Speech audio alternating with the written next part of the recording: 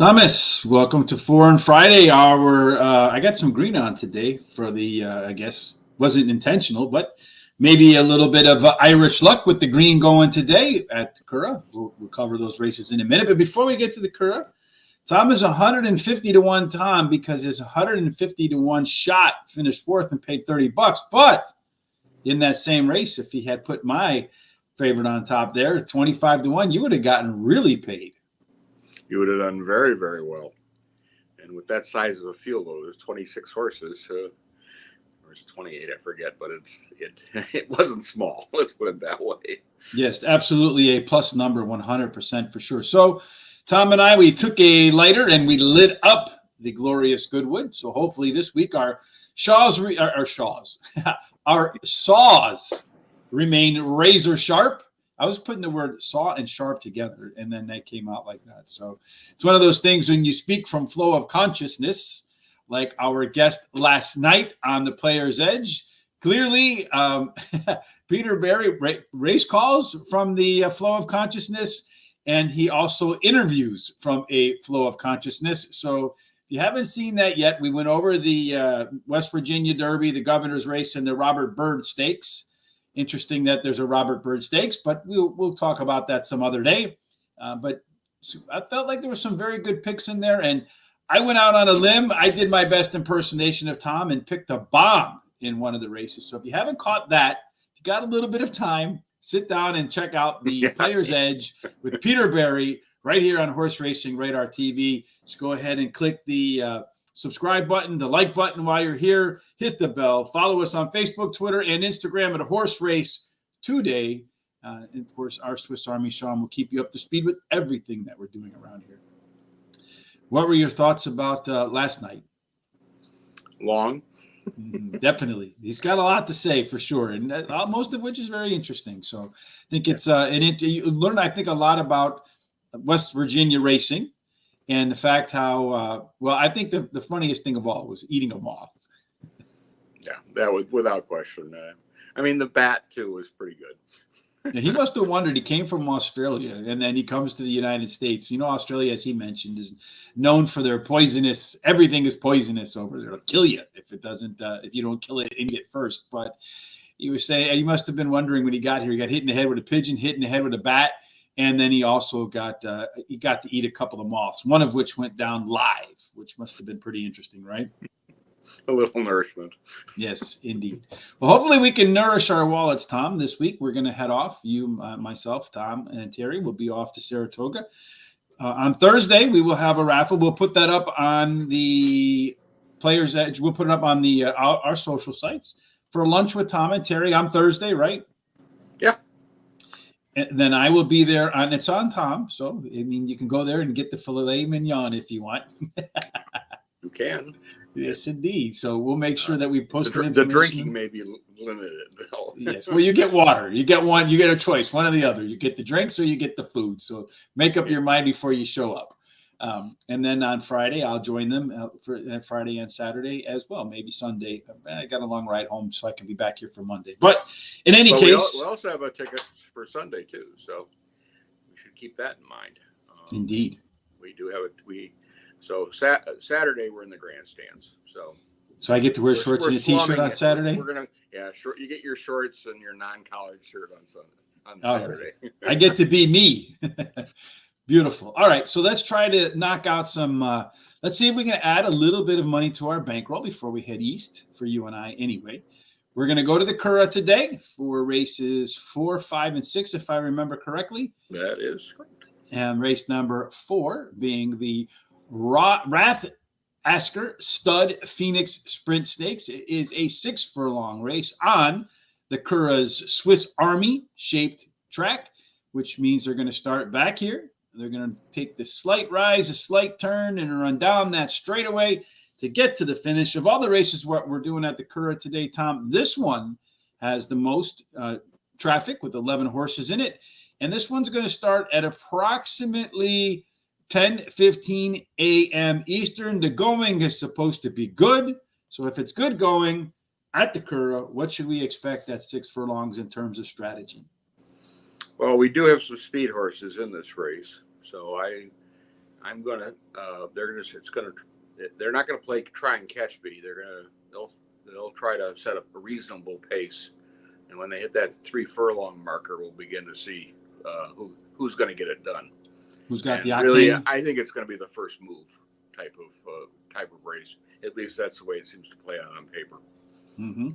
So who's going to make that first move, Thomas? I mean, guess. Let me guess. Am I going to be wrong? You're going to be wrong. Okay, go ahead, because you already know who I was going to say. Then go ahead. Number 7, Castle Stars. I mean, my top choice would draw 3. It started his first start at the Curragh in a Group 2, and it ran 5th.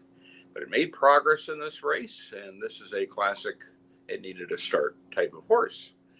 And I think this is well suited, and it's not going to be a big price, but it's attractive. Mm-hmm. And he faced very good 2-year-olds like Perfect Power and a few others. And so he's well suited here, and he'll get he should be right there at the end. 3 under my Power Under Me is going to be my next choice. It has draw 7. This one's got 10 starts and 3 wins and 2 seconds and 2 thirds. Ran 3rd in a listed race at the Curragh last out and made the lead at about 2 furlong mark. Got caught, is the best way to describe it, and didn't finish. So he tried Group 2 horses before, and he had absolutely no chance in that race.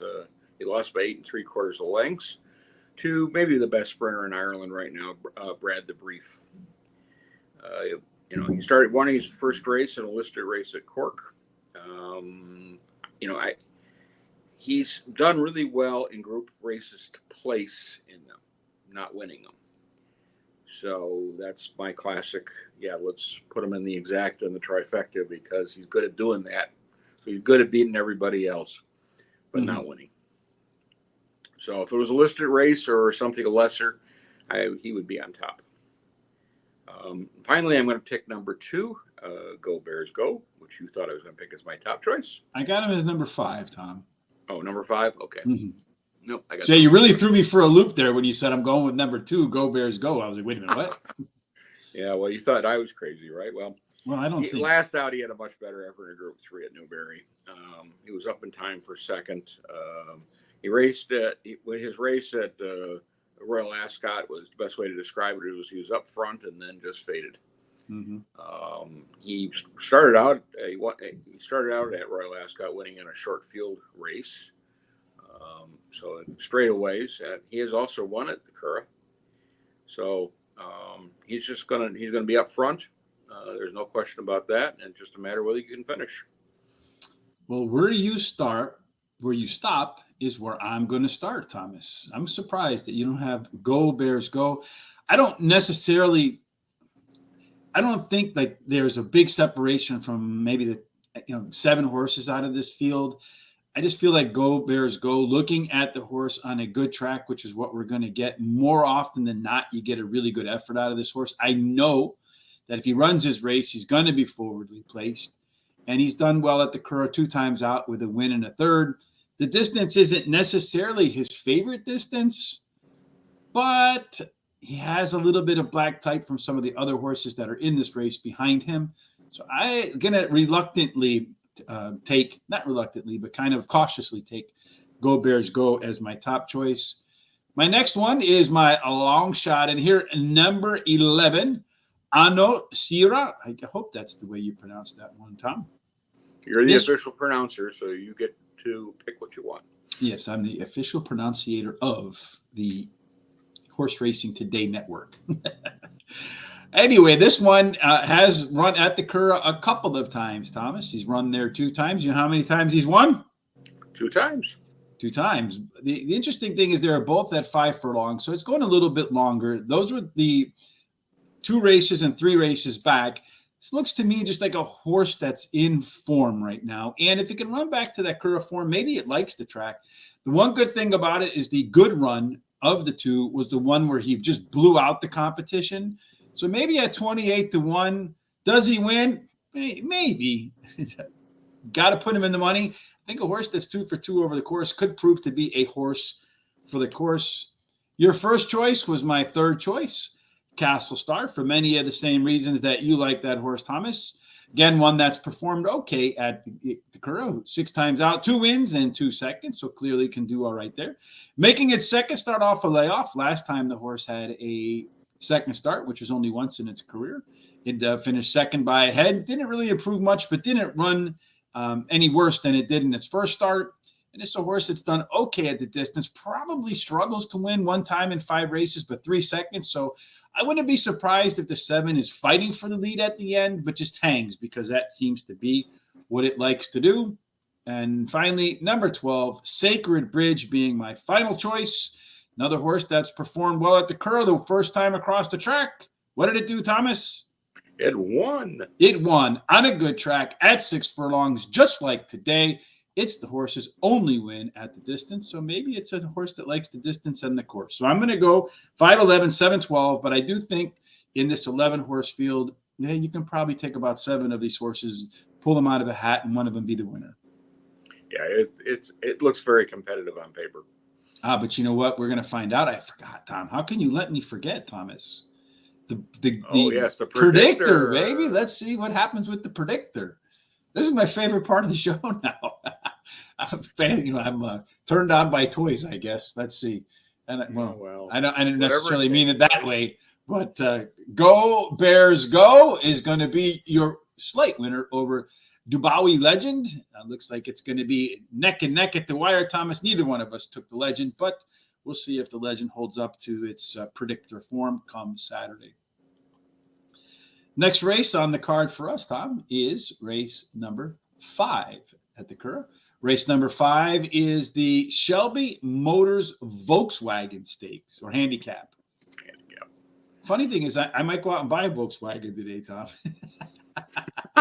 So I don't know if this is an omen or if I should put some money on this race to help me pay for it, or the latter may be the truer. Yes, indeed. Or maybe I should think twice about buying one. I'm not sure. But in any case, here we have 1 mile on the turf course. Again, looking at this Swiss Army blade. So this is the Sean of racetracks, starting up here on this little inlet here, coming all the way up the hill, then all the way down the hill, making that dog leg right, like a couple of golf courses that I've played lately. Where the funny thing is when you want to play golf and the track turns, the course turns right, you never hit your ball left, right? Because we're righties most of the time. The ball fades or slices. So the one time you want the ball to go right, which way does it go? Goes in the sand trap on the left. Absolutely. Or deep into the woods. That's the time you pull the ball. But in any case. So here they're going to make that turn. So on these 1 mile races, Tom, with that funky turn right there, tactically, where do you want to be? Well, draw helps. You do want to establish position on the inside or the second or third off, and travel from there. And just a matter of when you get to that turn, when you turn in for home, where you are and what you got left under you. So this Sheehy Motors Volkswagen Handicap is going to start at 10:45 a.m. Eastern. And when I look at this field setup, Thomas, it looks to me like most of the field is back half. So you got a couple of horses, I think, that will be forwardly placed, a couple that'll pressure, and a lot of folks that want to come off the back end. Do you agree with that assessment? Yeah, I do. And this was the hardest race of the ones we were doing, for me at least. I really struggled to pick a horse. I felt like all 6 of them could win. Yeah, I really did. So I finally all 9. 9 horses. Yeah, there. I finally landed on number 4, Plunkett, as my top choice with draw 5. Quick trivia question, Thomas. Jim Plunkett, obviously named after the Super Bowl quarterback, right? Mm-hmm. What is significant about Jim Plunkett relative to other 2-time Super Bowl champions? Don't know. It's the only 2-time Super Bowl champion quarterback that is not in the Hall of Fame. Well, that is interesting. Yes, I wonder who he pissed off. Probably everybody, huh? Yeah. Well, he was good at that, so that would make sense. All right. So Mr. Plunkett may not have been honored by the folks at in Canton, but it's going to be honored by Thomas and maybe a little bit later on by me. Why do you like Plunkett? I took him based on he went off the favorite last time out, and really had nothing left at the end. Is the best way to describe it. He won his previous start at 7 furlongs by 2.5 lengths, and really was his career best race. I'm thinking I'm going to toss the last. I'm thinking he's going to come back to form and run a much better race than he did last time. My next choice is going to be number 7 in Ecstasy with draw 3. Has 4 starts and 2 wins. It won on the all-weather at these distance. Ran 4th in March, and coming off another layoff, which is going to do in here. And so it's never won on the turf, but it's trained by Joseph O'Brien. Yes, he does have a father by the name of Aiden. He's done very well for himself. And let's face it, the horse trains is on what? Turf. On that track. So I think it's one you've got to consider, and I think you're going to get maybe a little bit of a price, but not a big price. 5-1 value play, not a long shot. No. Finally, I'm going to take number 6, Janubi. Yeah. Finally won a maiden last out and had 2 seconds previously. So it ran 2 races, 2 seconds, and then won. And the only thing with the win was the time was, I thought, pedestrian. It was way past this, 5 seconds off the standard or something like that. So my little concern in that, but what kind of made me put the horse in was that Colin Keane is staying on board, and he is the top rider in Ireland. And I think there were 1 or 2 other opportunities in this race. So staying on it means to me that he thinks he's got something under him, and at the mile he can get it done. I'm like you, Thomas. I'm going to start with Jim Plunkett as my top choice here. Did have a run at the Curragh, did finish 3rd. As you mentioned, did have a real big number, then went ahead and took a little bit of a rest. Came back, kind of ran an okay race. Not the best race in there, but this will be the second start off a layoff, and I expect to see some improvement, maybe back to, as you mentioned, that form and that big win in round 2 off the bench.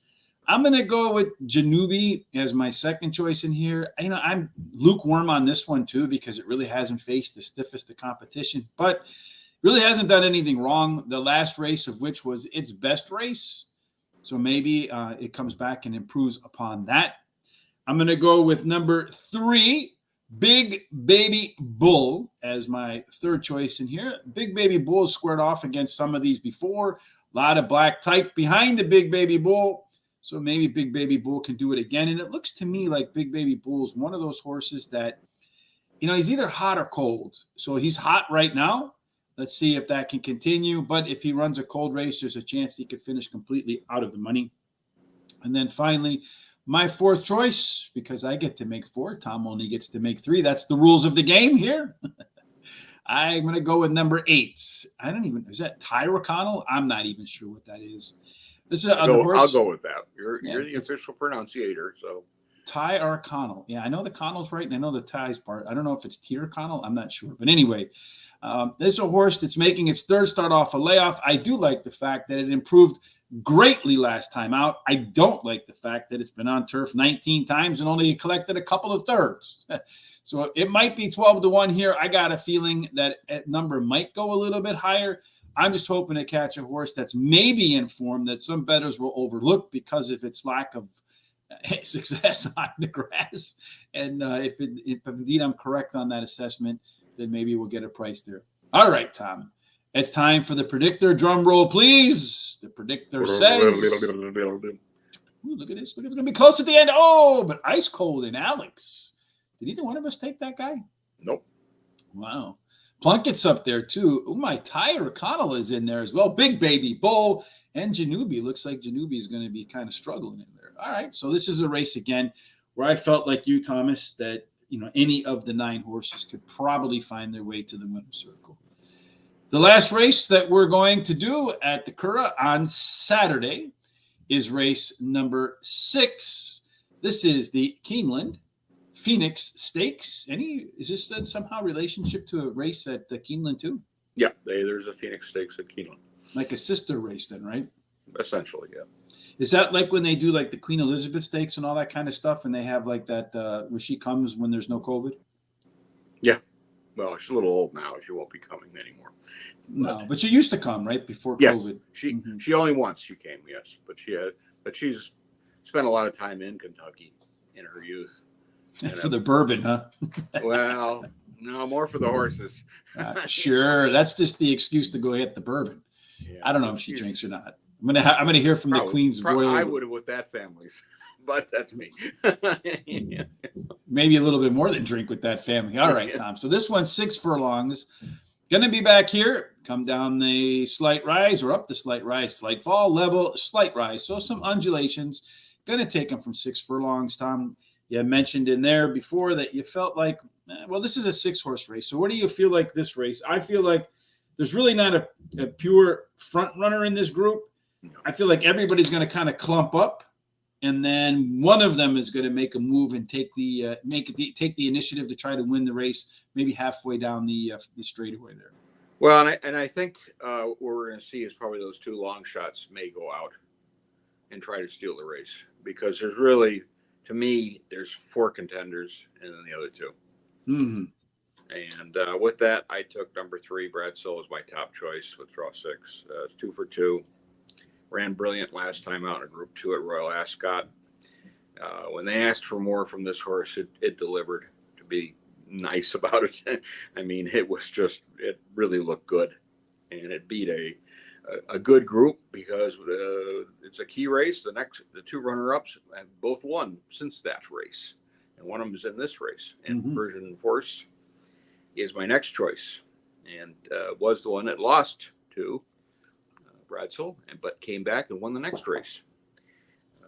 So its record is 3 wins and 1 second. Well, we know who finished second too. Yes, only 1 loss. Yeah. This is one that also looks like a really nice horse. It's just a matter of is it good enough to beat my top choice. Finally, I took number 4, Little Big Bear, which is draw 2. Another one with 4 starts, 3 wins and a second. Won the Curragh last out in a Group 3 by 4 3/4 lengths, and it was a big favorite, and it should be a big favorite because it looked very good in that running. It's run twice at the Curragh, so it knows the track. It won a listed race at Royal Ascot. It didn't go in the Group 2. They decided to dodge the group company initially with this horse, and went with a listed race, which may or may not have been a good move, but we'll see. And Ryan Moore generally knows what he's doing, and at least when I bet on him, I'm usually very happy with the results, even if he doesn't win. So that would be my final choice. I'm going to start the same way you did with number 3, Bradsell. The horse is undefeated in 2. It's run on a good track. It's run on a soft track. Got a Group 2 win in its second start. This might be one of those horses that you hear a lot more about going forward, provided they can keep it on the track. I also agree with you, Persian Force. I mean, the horse has won 3 out of 4 races. The only race it didn't win was against Bradsell. So until somebody else beats him, you have to put him second. And then I'm going to go with the Chartash, the 6 horse at 9-1 as my third choice. It's actually beaten some of these other horses in this field. So I figure if he's beaten some of the others that look like the odds maker wants to back a little bit, like Blackbeard and others. Apache Outlaw did finish behind Little Big Bear when they matched up in the debut. But I expect that this horse is going to improve in its second time out off the layoff and has a win and a second and third, and 2 at the Curragh. So you got to find a little bit of value behind the 2 horses that are likely to be favored. And I definitely think Bradsell is going to probably be 1-1 or under when the gates finally open. What do you think? I would be very surprised if it wasn't. Mm-hmm. And that race there, it looks like a very, very good horse right now. It does look like one of those horses. I guess it could prove to be one of those monster horses. This one's going to go off at 11:15 a.m. Eastern on Saturday. So make sure you put your watches to that.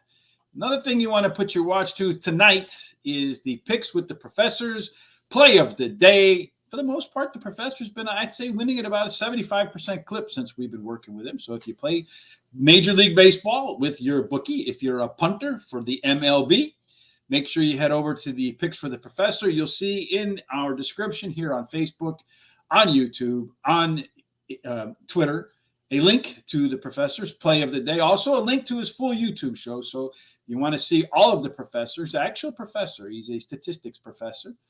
You can do that on the YouTube show. Just bookmark the Play of the Day while you're here. And you'll see today between the Tampa Bay Rays and the Detroit Tigers, he likes them to score less than 8.5 runs.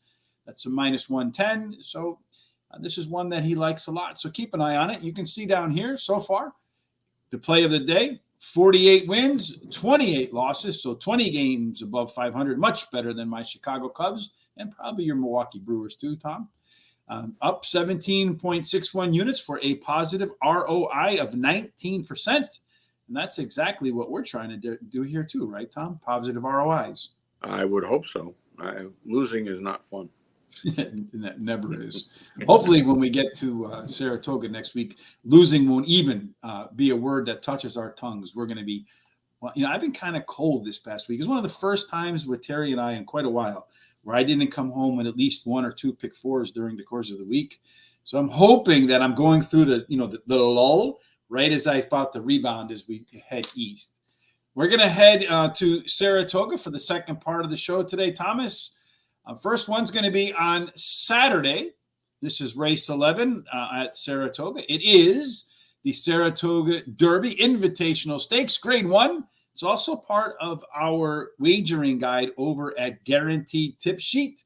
So you head on over to guaranteedtipsheet.com. You will see a link all over horseracingtoday.net for it. Please use that link when you go over there. We've covered all the major races at Saratoga on Saturday, the 5 stakes races in great detail. This one being included, Thomas. What do you like about who do you like in the Saratoga Derby Invitational? I took number 4, Nation's Prize, my top choice. Couldn't catch Classic Causeway last time out, but still ran a good race. I mean, do you think Classic Causeway catches such a soft pace this time around? No, there's more speed in this race. Mm-hmm.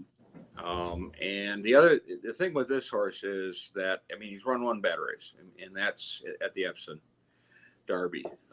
The only thing my concern with him is his first black type placing was last time out. His races before have been against lesser company and handicap and class 5 types. So part of it is I don't know if really Charlie Appleby knows what he has at this point. Looks like a good one. Certainly runs like a good one, but is it a top or is it more a middle type horse? What do you read into him flipping off from Dettori last time out and bringing William Buick over, who is the normal jockey on this horse? That's positive for me. I think that Buick is their number one. Dettori is they use when they want to. Mm-hmm. It's really him and I forget the other not Jim Crowley. I forgot, but that's all right. That happens at our age. But we get that, But he's the first call jockey, and obviously he likes the money that's going to be available for this race. So, he certainly could be racing at the Curragh or be at the Sugar Cup, at their jockeys competition at Ascot this weekend. But he's made the decision that he wanted to ride these 2 horses. Yeah, he's for one mount Saturday, one mount Sunday. That tells me he thinks he's winning both of them. Yeah, I think so. And I think the race and the track sets up nicely for this horse. And right guy's on top. Mm-hmm. Number 6, Annapolis is my next choice. Won last time out, going a mile at Belmont. A big speed number. Very impressive win. It won going away. First start of the season was at Penn National, and it got beat by an 80-1 big long shot, ridden by our friend. That was another one where it needed a race, I think, because the next race out, it really looked a champion right there. To me, it's got it's just going to improve, and I think it's a big threat in this race. And then finally, I took number 10, Stone Age, as my final choice. Also ran against the two Classic Causeway and Nation's Pride ran up for third. His Derby, Epsom Derby race was not great, but he won his first 2 starts of the season and looked very impressive in doing that. New jockey, Ryan Moore is busy at the Curragh, so John Velasquez will take the mount, and I don't think that's any loss. And he knows the course, and he's gonna have a challenge on his hands, but he's gonna have if he got any horse under him, he'll know where to place it, and make a good run in this race. Yeah, I'm going to start with Nation's Pride too. I maybe I'm reading too much into it, but I have a feeling that Charlie wouldn't tell William Buick come on over here if he didn't feel the horse was fit and ready to go.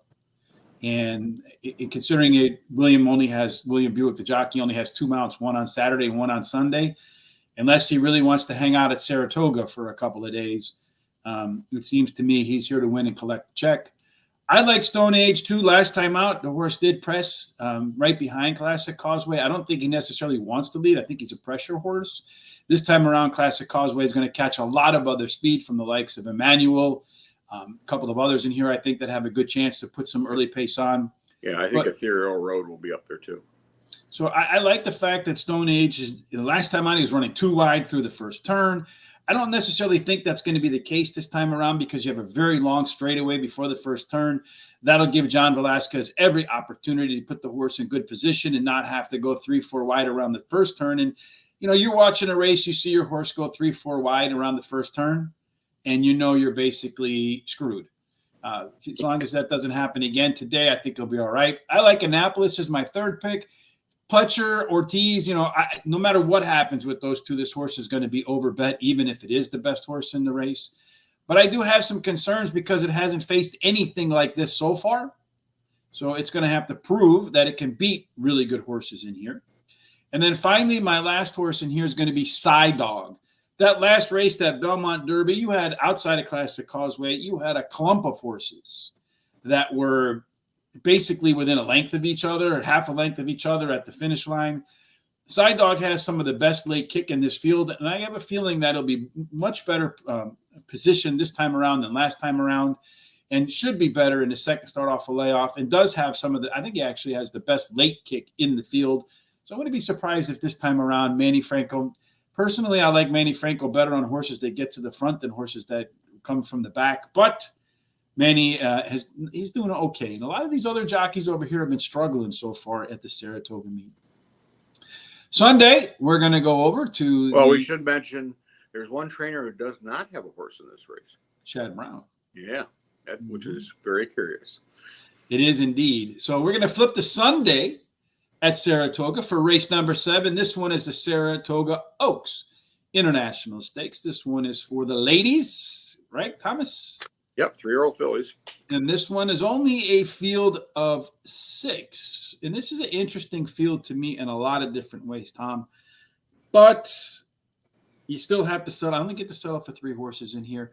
I feel like 4 of the 6 have a shot to win. Maybe on the outside 5. What do you think? Yeah, I think they all are decent horses, and there's some beautifully bred ones in this race. Mm-hmm. But I landed on number 4, Walkathon, as my top choice. Since moving to the grass, the horse is undefeated. It won the regret at Churchill in a grade 3 last out, and he beat the horse that won the Belmont Oaks in McCulkin. So, he's done nothing wrong. He's got 2 good works of 59 and 3 coming into this race.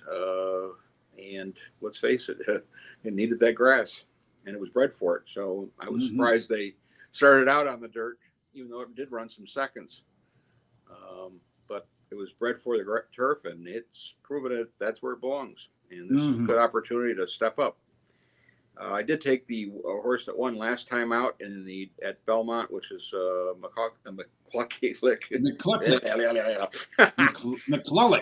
McCulloch, yeah. Sat back, moved, won. I mean, it was a nice move, and went off at halfway decent odds. And if you had it, I didn't.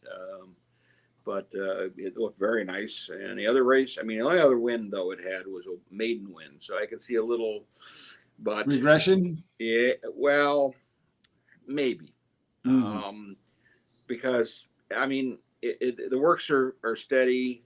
Everything indicates the horse is still in fine form, and I don't. I think it's but it did lose to my top choice, which I think is interesting. And I think look at Walkathon as a now horse and who's on the rise, and that's why I picked that one as the top one. Finally, I landed on number 3 with the Moonlight as my final. I tracked the leaders last, made the lead, and then got caught and passed. Did end up second, but did it move too early? But we should put out that, again, this is another one that's only a handicap and Class 5 winner and an allowance race winner. So it placed in a group grade 1 or here last time out. So it's not quite the top Godolphin like Nation's Pride isn't. So it'll be interesting to see because we get William Buick, as we'd mentioned before. And, he knows how to ride a horse pretty well. So I'm going to go same exact order as you. I don't know how that worked out, but I like Walkathon as well. Undefeated, as you mentioned, in 3 on the turf since moving over there, beating McCulloch, who is right now the morning line favorite for Chad Brown, and Irad Ortiz. Again, that combination likely to take a lot of money. You talked about breeding. When you look at the breeding numbers, though, for McCulloch on the turf, those numbers are off the charts relative to everybody else in this group. So I wouldn't be surprised to see him go back-to-back New York Derbies there and New York Oaks, excuse me. And then I'm going to also go with with the Moonlight as my third choice there, as we talked about before. I think William Buick coming over for simply 2 races is an indication that Charlie Appleby thinks that both horses are serious contenders to win. I concur that they're both serious contenders to win. I think he gets to win on Saturday, maybe an in-the-money finish on Sunday. For more on the stakes races this weekend at Saratoga, our Chris P. and Eddie C. will be live. Well, not live. It's a recorded show tomorrow at 9 a.m. It'll be on YouTube here at Horse Racing Radar TV. You don't want to miss it. Chris always has some great insights with his bubble charts. It's a new innovation that Chris is working on. Hopefully we can roll out en masse before too long. You can catch that here on Horse Racing Radar TV. Make sure you hit the subscribe button. If you like what you saw, please give us a thumbs up on Facebook and on YouTube. Helps us with their algorithms, moves us up their search rankings, which we appreciate.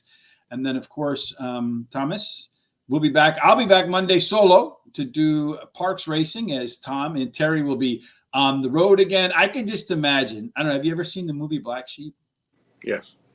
I can imagine you and Terry in the car as Chris Farley and David Spade singing songs in Spanish.